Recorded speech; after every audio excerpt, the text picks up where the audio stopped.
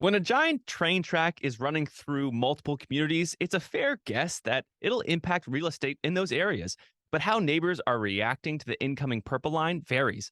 Some see it as an investment opportunity, while others prefer not to buy nearby despite the transit upgrade. Joining us now is Ron Sitrin, who has been a realtor in this area for decades and now leads the Ron Sitrin team of Long and Foster. Ron, thanks for being here. We appreciate it.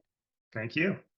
So the concept of the Purple Line obviously is not new. This has been going on for years, and in fact, there's been construction going on for a while too. But yeah, it's been on hold for a while as well. But as a reminder to those who are perhaps new to our area or looking to buy in this area, it was a pretty big deal for this thing to go in. It split neighborhoods, it cleared trees, it shuttered some longtime businesses that had to move because of eminent domain. It even took away a section of parkland and a beloved trail. Can you talk about how it's really changed a lot of communities and what buyers are looking for in those communities? Yes, and I see it almost in four distinct groups, at least from the buyer clients that work, and sellers that I've been working with. And let's go way back when we had people who said, "Wow, this is they thought this is a great idea," and they wanted to get on the beginning in areas like Riverdale, where that stop was going to be. And they thought, I think they wanted to buy then and they knew it was going to be a long time before it actually materialized, but they just thought this could be a great way to sort of be ahead of the curve and buy while the land was effectively cheaper Right. than it would be once the station was up and running. So they're really happy with their decision, and they're thrilled. And then, as you move from my perspective, at least where I work, is you move further west, you have neighborhoods where it's, really nice neighborhoods that had this trail running behind it, and they loved the trail. It was beautiful. It was a high, you could commute to downtown Bethesda very easily from there. And so now the trail is under construction. You have no access to it, and they're not so sure how much that how much it's going to really save them in terms of commuting. It may not change their commute very much just because of where they live already, but access to a trail that was part of their community was taken away. However, once the train is up and running, they are supposed to replace that trail. So it's really a temporary thing. But at the moment, what was there is lost, and it's, they would rather have it back, right? Kind of a bummer. Luke used to use that trail too, you were saying. Yeah, I used to bike that trail all the time. You just kind of meander through those neighborhoods and Yeah. pop out in Bethesda. And then that trail actually continues all the way down and connects to the Capitol Crescent Trail, which takes you all the way to Georgetown. So I used to do that all the time with my friends. But moving to, kind of the benefits, are there any benefits that you've seen from the real estate Yeah, perspective? yeah. So let's take this. So go just a little bit further west, right? And then you have a community of homes that aren't going to really be impacted by any noise issues that come from the train at all. They're just far enough away from it.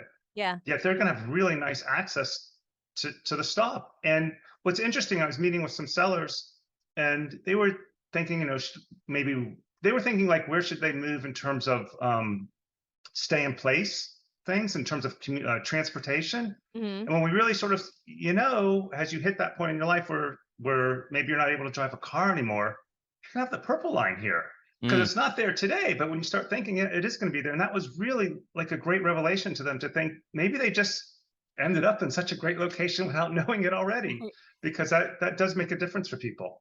I mean, we just heard how construction is expected to continue for another 4 years before the Purple Line is complete.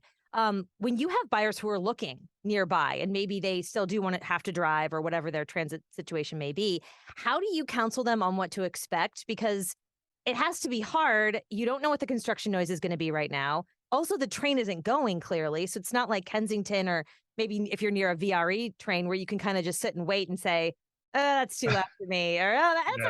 okay. I could sleep through that. How do you deal with that from a selling perspective? Yeah, where I found, especially with the buyer clients that we're working with, where I found that it's almost like a line in the sand for some of them. Mm, They'll see a house come on the market, looks like a beautiful house, but the tracks are running either so close behind it or right behind it enough that they're like, I think we're just going to pass. We don't even need to see that house. So I am seeing that impact buyer behavior. Now, of course, all these homes sell, so it's not like it's impacting the homes from selling, but perhaps maybe there's fewer buyers that were entering the home to actually look at the house when it did come on the market. ah, Yeah. Right. And, over the last few years, the real estate market has been crazy. I mean, it's definitely been a seller's market. Yes. Is that Yes. still, the case as we're talking about the purple line kind of affecting real estate? Where are we as we kind of zoom out from the purple line, just look more broadly into the buying and selling of homes here? Yeah. So if you owned a home in the Washington region, starting in April of 2020, you saw a tremendous amount of appreciation. That was a very good time to be a homeowner, very difficult time to be a purchaser. And what we saw, if you really had to define it, was a lack of supply of homes for sale. And at any given moment in time, you could look at in a neighborhood and say, how many homes are currently for sale and how many homes are currently under contract? And there were always more homes under contract than there were for sale. So therefore, every time a home came on the market, multiple buyers were jumping on it. You saw these bidding wars of price appreciation. That's changed. Now, when you go look at the same statistics, how many homes are for sale, how many are under contract, almost across the board, you're seeing more homes for sale than there are under contract. And that's normal, by the way. I mean, that's how it should be. What we saw the last 2 years was not typical. So the same kind of hot neighborhoods remain the hot neighborhoods, really.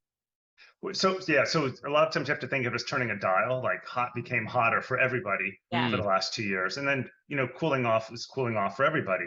I mean, you still see certain areas that are where in certain price points even where it still feels really tight for buyers out there looking. They're like, well, there's not enough homes where I'm looking in this particular price range. And that's true because pocket by pocket, you may see some areas that are just hotter than others. But if you look at it on just a big macro level, it's a cooling off. This is just a random question, and you don't have to answer this because we didn't discuss it. But I am wondering, when everything was so hot, a lot of people were changing. They were going like way below their means because it's like, okay, I'm not going to be able to compete in this. Maybe it's like 1 million to 1.2 or whatever your budget is. So they would go down to like the 700s or something because there was a little bit more on the market. Are you still seeing that trend where people are saying, okay, I'm obviously not going to be able to compete here, so I'm going to move brackets? Yeah. So what was happening then is people would say, I can only afford up to $1 million, and if I look at houses priced at $1 million, they're bidding to 1,000,001, so I can't get it. So they look at 900 and they bid it up to $1 million. So no, the need to do that has dissipated greatly. Okay. I mean, we've even seen sellers now accepting offers with home sale contingencies or coinciding settlements. With home inspections. Home inspections are a normal thing again as part of the contract. So what was 6 months ago just isn't anymore. It was a wild time, and I'm sure you enjoyed it. I mean, it's kind of a roller coaster. Well, it's always a plus and a minus. What's great for a seller is challenging for a buyer, and what's great for a buyer is challenging for a seller. As realtors, we're on both ends of it every day. Ron Sitrin, realtor for Long and Foster, thank you so much for joining us and giving us a little perspective on this. Thank you.